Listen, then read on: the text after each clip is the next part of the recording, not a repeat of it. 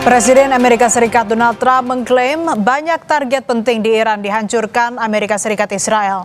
Trump yakin segera terjadi perubahan rezim di Iran.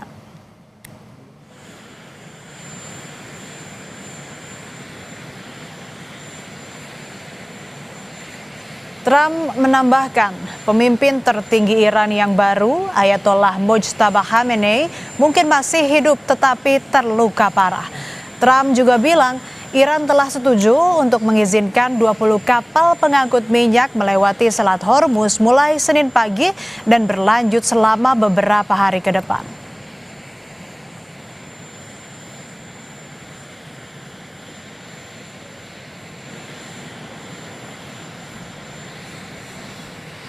We've had regime change, if you look already, because the one regime was decimated, destroyed, they're all dead. The next regime is mostly dead. And the third regime, we're dealing with different people than anybody's dealt with before. It's a whole different group of people. Juru bicara Markas Pusat Hatam Al-Anbiya, Ibrahim Zulfagari, mengumumkan akan membidik kediaman para komandan dan pejabat politik Amerika Serikat. Iran mengklaim ini jadi serangan balasan pasca serangan Amerika Israel menyasar rumah-rumah warga sipil dan angkatan bersenjata Iran. توجه به شرارت‌ها و اقدامات تروریستی دشمنان آمریکایی صهیونیستی و هدف قرار دادن منازل مسکونی مردم ایران در شهرهای مختلف، نیروهای مسلح جمهوری اسلامی ایران در اقدامی تلافی جویانه محل سکونت فرماندهان و مسئولان سیاسی آمریکا و رژیم صهیونیستی در منطقه و سرزمین‌های اشغالی را هدف قرار خواهند داد. Iran tantang balik Amerika Serikat merespons rencana serangan darat Amerika Serikat. Juru bicara Komando Gabungan Iran sudah pasang ancang-ancang jika Amerika Serikat melakukan serangan darat. Dalam pernyataannya, Letnan Kolonel Ibrahim Zulfagari mengatakan pasukan Iran siap menghadapi serangan darat Amerika Serikat. Ia menambahkan serangan Amerika Serikat tidak akan menghasilkan apa-apa.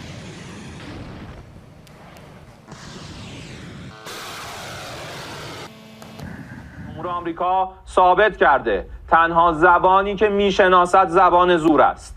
در مقابل تهدیدهای اخیر ترامپ مبنی بر عملیات زمینی یا اشغال هر نقطه‌ای از سرزمین‌های ایران که البته آرزویی بیش نیست اعلام می‌داریم. رزمندگان اسلام مدت هاست در انتظار چنین اقداماتی به سر میبرند تا ثابت نمایند که تجاوز و اشغال نتیجه‌ای جز اسارت تحقیرآمیز.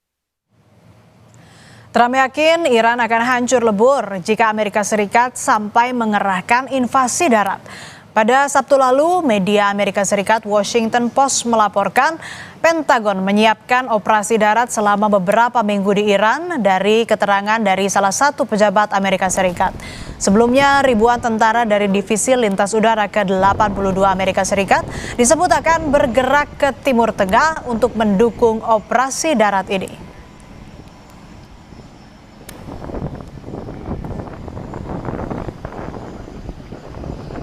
Circumstances where you'd send in ground troops. How are you thinking about that? I don't even want to talk about it now. I mean, it's, I don't think it's an appropriate question. You know, I'm not going to answer it. Could there be? Possibly, for very good reason. Have to be very good reason. And I would say if we ever did that, they would be so decimated that they wouldn't be able to fight at the ground level. Are you thinking about the oil facility? Menurut situs Global Firepower, Amerika Serikat menduduki peringkat pertama sebagai negara dengan kekuatan militer terbesar dunia per Januari 2026. Amerika Serikat diperkirakan memiliki total 2,1 juta personel militer. Dari jumlah ini, 1,3 juta personel aktif dan 799.500 personel cadangan. Angkatan Darat Amerika Serikat tercatat punya 1.174.890 personel. Selain itu, Angkatan Darat Amerika Serikat juga memiliki 4.666 tank, 409.660 kendaraan tempur, rudal, dan senjata artileri dengan total 5.130.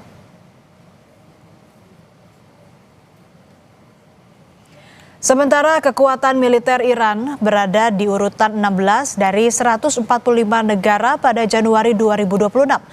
Iran diperkirakan punya 1,1 juta personel.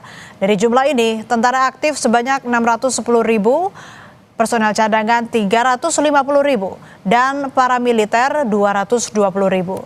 Sementara itu, Angkatan Darat memiliki 2.675 tank, 75.939 kendaraan tempur, rudal, dan senjata artileri dengan total 3.777.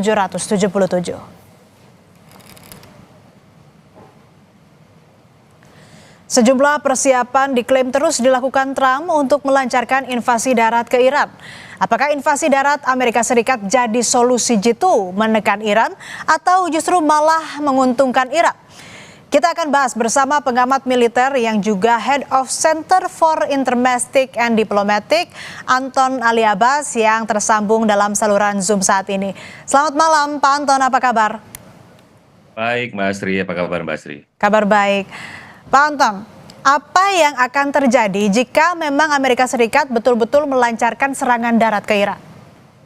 Ya, pertama sih saya ingin menyoroti bahwa beberapa jam terakhir itu Kemenlu Amerika Serikat itu sudah menyampaikan ada 4 strategic objektif dari operasi militer yang dilakukan mereka kepada Iran. Yang pertama adalah menghancurkan kemampuan Angkatan Udara, menghancurkan kemampuan Angkatan Laut, lalu kemudian menghancurkan kemampuan mereka untuk menggunakan misal, dan terakhir adalah menghancurkan pabrikannya mereka. Itu yang mereka bilang mereka untuk coba jawab. Itu satu. Kedua, kalau misalnya tadi ada angka-angka yang coba dibandingkan, walaupun bagi saya itu bisa potensi misleading gitu ya. Di atas kertas memang Amerika jauh unggul dibanding Iran. Bahkan beberapa kali misalnya pemimpin mereka, Presiden Trump, itu menyampaikan bahwa mereka telah berhasil 80%, 90% melumpuhkan Iran. Pertanyaannya kan sampai hari ini Iran masih tetap bisa melakukan serangan balasan ke titik-titik tertentu strategis. Bahkan terakhir pekan lalu misalnya mereka menyerang ke Arab Saudi, ada pesawat untuk yang sifatnya strategis untuk kemudian melakukan penyerangan gitu ya. Ini untuk pemantauan gitu. Itu hancur gitu ya. Belum lagi kemampuan mereka untuk bertahan gitu ya. Jadi ada banyak aset yang kemudian sudah mulai menurun kemampuan dari Amerika Serikat. Jadi kalau misalnya atas kertas menang gitu. Apalagi kalau misalnya strategik ketika mereka ingin melakukan operasi darat, apa yang ingin menjadi target? Apakah ini ngomong tentang perebutan dari Selat Hormuz kah? Lalu misalnya untuk menguasai beberapa infrastruktur vital kah? Atau lalu misalnya mereka menguasai Kart Island gitu. Mungkin kesuksesan itu ada gitu ya. Tapi kan pertanyaannya adalah apakah mereka mampu kemudian untuk mempertahankan kesuksesan itu? Itu yang akan menjadi pertanyaan. Kalau tadi angka yang disebutkan, kita juga bisa membanding-bandingkan dengan operasi yang pernah Amerika lakukan waktu Perang Vietnam. Luas Vietnam Selatan kala itu cuma 1/10 dari Iran yang ada saat ini. Berapa banyak pasukan yang terjunkan? Lebih dari 530 ribu. Berapa yang menjadi korban? Lebih dari 10%. Gitu ya. Dan perangnya berapa lama? 8 tahun. Jadi ketika mereka coba ini hanya beberapa minggu, ya kita bisa lihat apakah mereka tetap kesuksesan untuk mendapatkan tadi titik strategis, mungkin saja bisa. Tapi bagaimana mempertahankannya itu adalah soal lain. Karena pertanyaannya, ketika kita bicara tadi, Anda membandingkan ini ada yang besar dan ada yang kecil. Perangnya kemudian tidak hanya sekedar suksesnya itu. Kesuksesan dari yang kecil, dalam hal ini Iran, itu adalah seberapa lama dia mampu bertahan melakukan penyerangan. Itu adalah salah satu bentuk kesuksesan. Oke. Pertanyaannya adalah apakah Amerika kemudian mampu untuk mempertahankan? Karena ini akan bicara tentang logistik. Pelurunya berapa banyak? Lalu kemudian dukungan medis, dukungan fuel, gitu, bangun basis dan lain-lain. Itu juga butuh pemikiran sendiri, gitu. Jadi Vietnam saja yang 10%, kalau misal luas wilayahnya dari Iran itu 500 ribu, ini cuma 20 ribu. Dan mereka mencoba mengklaim dalam beberapa minggu, saya sih nggak yakin kemudian mereka akan mudah gitu. Jadi bagi saya ini mungkin adalah cara Trump untuk menggertak, kemudian dia masih pusing bagaimana kemudian memaksa Iran untuk menyerah gitu ya. Dia terus memaksa Iran untuk menyerah sehingga mukanya bisa diselamatkan. Gitu ya.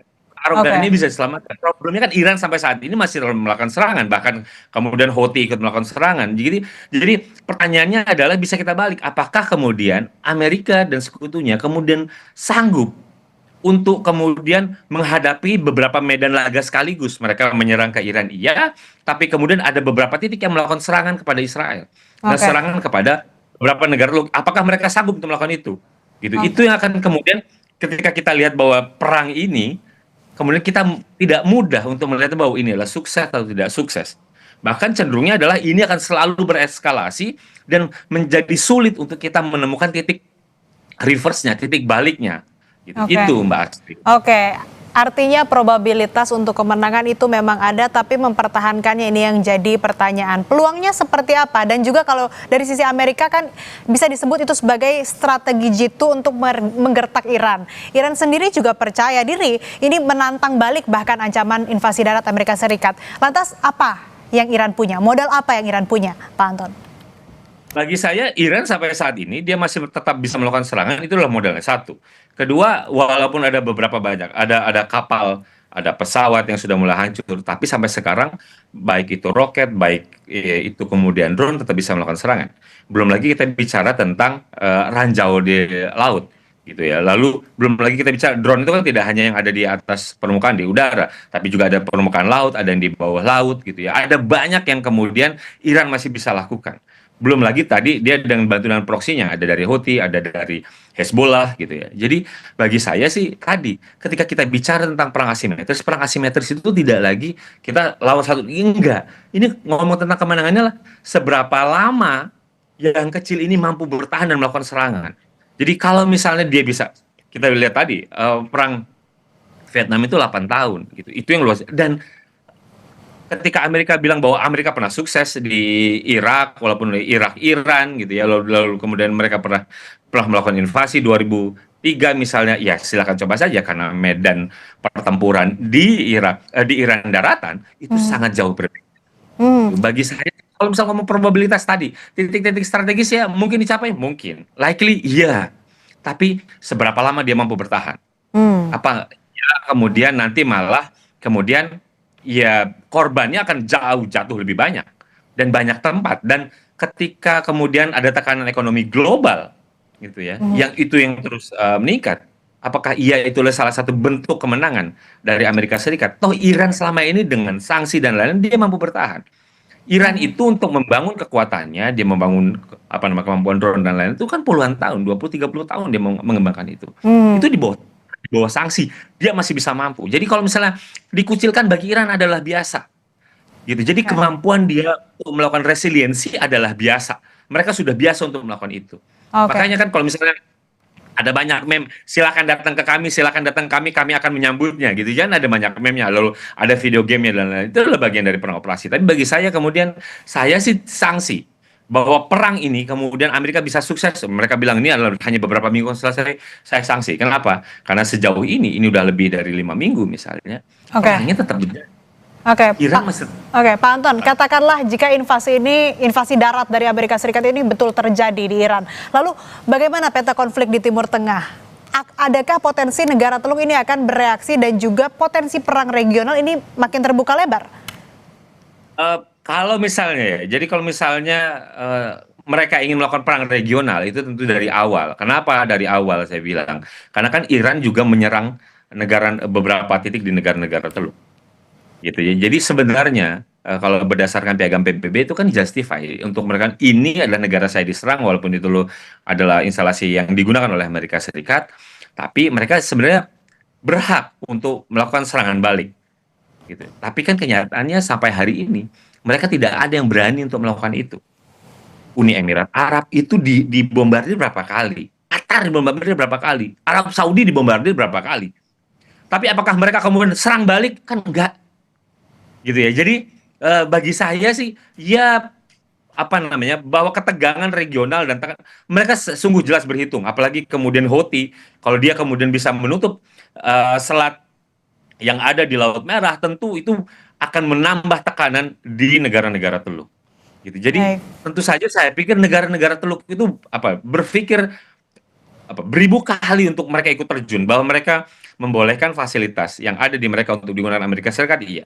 Walaupun dalam beberapa waktu lalu Menlu Rusia, Lavrov sudah bilang bahwa ini ada negara-negara Teluk sudah mulai berpikir untuk tidak mengizinkan fasilitas militer yang di tempat mereka untuk digunakan Amerika Serikat. Kalau itu terjadi, maka tentu saja Amerika Serikat akan bingung untuk kemudian melakukan serangan darat, menjalankan operasi darat. Kenapa? Karena ketika kita bicara tentang pendaratan, pasukan, itu kan butuh bantuan, butuh dukungan, butuh logistik dan lain-lain. Ini dari mana? Kenapa? Karena ketika misalnya markas di Diego Garcia misalnya yang jaraknya 4.000 itu milik Inggris digunakan Amerika Serikat, Iran kemudian mencoba untuk menyerang ke sana. Artinya apa? Iran ini juga lagi nggak main-main untuk melakukan itu. Iran juga masih banyak stoknya. Kalau misalnya negara tutup kayak ini kan kita cuma meraba-raba, oh mungkin dia stoknya segini, berapa ribu. Tapi jangan. Baik Pak. Tahanan regionalnya juga terus menurun karena menghadapi serangan udara dari Iran. Baik itu lewat misal maupun lewat drone, Mbak Asri. Oke, artinya invasi darat jika benar-benar dilakukan Amerika Serikat tentunya ini akan menambah atau membuat konflik di Timur Tengah makin meradang. Tapi kalau soal siapa yang bertahan, siapa yang menang, ataupun juga bagaimana mempertahankan kemenangan, ini juga yang memang masih belum jelas atau ada banyak sekali probabilitas yang mungkin terjadi. Terima kasih.